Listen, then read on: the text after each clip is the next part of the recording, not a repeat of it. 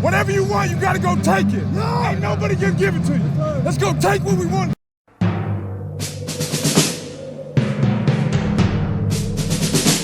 The autumn wind is a pirate, blustering in from sea. With a rollicking song he sweeps along, swaggering boisterously. His face is weather-beaten.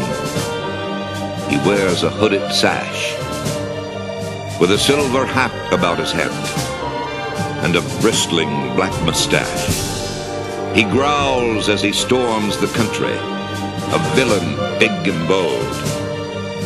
And the trees all shake and quiver and quake as he robs them of their gold. The autumn wind is a raider, pillaging just for fun. He'll knock you round and upside down and laugh when he's conquered and won. Las Vegas Raiders head coach Josh McDaniels is sleeping on running back Josh Jacobs. Turning down his fifth-year option is one thing, but he has him sharing the backfield with the fourth-round pick and two very unaccomplished veterans. Oh, and he's doing this while Jacobs is showing he could be a bell cow back.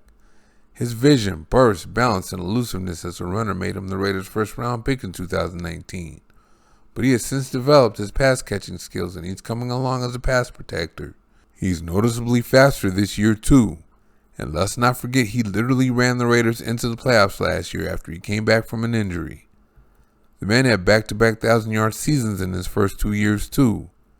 But McDaniels isn't using him like his talent would suggest, and the Raiders are paying for it.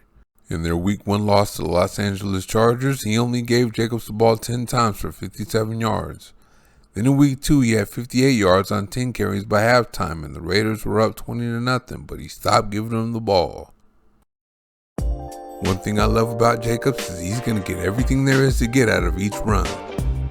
You see, he just ran through a big hole, but the linebacker's right there to meet him in it. So no problem, he just takes it outside, delivers a couple of stiff arms, and makes a much better gain out of it. Oh, and Jacobs fits the zone and power gap scheme. Here's a zone here, and he's going to finish it with power. Here's another zone with linemen climbing up to the second level. But since tight end Darren Waller's struggling with this block, he has to take it outside, and he sees it. And another move back inside. Another zone with linemen climbing up to the second level, as you can see. And we have Waller struggling with this block again, plus we have left guard John Simpson missing the linebacker. So gotta take it backside and a nice spin to finish. Here's a little sprint draw out of the gun, and I'm telling you, he looks a lot quicker.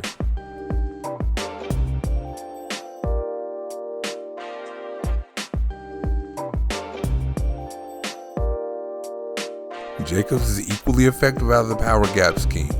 Here's a power with the guard pulling, as you can see. Linebacker detected, so he's going to press that next hole to lose the linebacker and come back to that hole. And he's going to get a nice little gain there. Alright, here we go, guard pulling, power gap again. He hits that hole right as it starts to open. And once Jacobs gets that arm out there like that, that's it. You're not making the tackle. Nice run. Here, the Raiders are going to trap the nose tackle with Waller of all people. And as you see, Jacobs almost gets got here, but he's able to hop out of the way. Waller helped him a little bit though. Oh, another threat detected as another defensive lineman starts to get free. But Jacobs is going to use that body control to turn that shoulder and make the guy miss. That play went from a loss of 2 to no gain to 6 yards. Alright, you see the down blocks and the guard pulling, so we got power again. And that's a threat detected again, and that was quick. He came downhill real quick when he saw the guard pulling. He's unblocked, so the only way Jacobs can get anywhere is to make him miss. And he's going to make more than just him miss. Oh. And he's going to break a tackle and push forward. That's the tempo setter that fires the team up.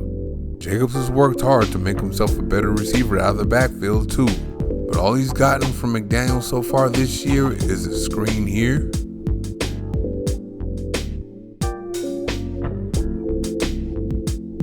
and a swing pass there. The guy's good with the ball in space, so I'd like to see a little more. His pass blocking is a work in progress though, but it's getting better. Here's a little something from week 1. I said in the previous video that I don't like this. He's trying to chop Derwin James, a strong safety, and he put Colton Miller's knees at risk in the process. And here's another cut block, this time from week 2.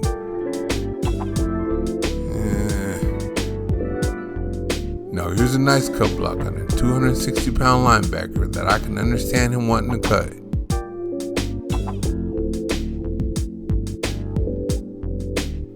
But when corners are coming, he needs to take them on up top. That's a decent job there.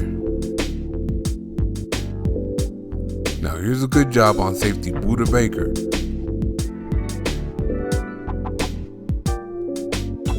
I would just say don't shut down too soon, because you never know when the quarterback's going to have to hold on to the ball a little longer. Here he's going to take on a 300-pound man up top, which makes it all the more confusing as to why he would cut a safety. Oh, and he won too. On this one, he's going to take on a linebacker and stop him right in his tracks. He's really improving in that area and catching the ball, and he came into the league a good pure runner, so the Raiders might want to try him in a bell cow role. Quarterback Derek Carr definitely believes in him, and he loves what he brings to the table. He's such a dynamic player, and when he runs, the way that he can run, I tell him all the time, I'll grab him by, there was a time in the game, I grabbed him by his face mask and I said, that's how you freaking run. It's exciting, man. It gets everybody going. There was a couple of times where he's making 2-3 guys miss, turning them, boom, and then going and boom, lowering his shoulder. That kind of stuff is good for everybody. And then when he comes to the sideline, of course you're going to listen to that guy, because he's giving his heart out there. And so I've been very proud of him. He's come a long way, from when he first got here. He's so young, and to where he's at now. I'm very proud of Josh. Jacobs has come along as a pass blocker, and his receiving skills are definitely there. And he came into the league as a big-time runner, with a knack for making that big run in the clutch. And of course that would continue from year 1 to year 2 to year 3. And it doesn't stop at touchdown runs to win games. When his team's ahead, he can get that drive-sustaining first down to put the game on ice. That's the kind of running back you want, so McDaniels needs to use him. Thank you for watching. See you next time.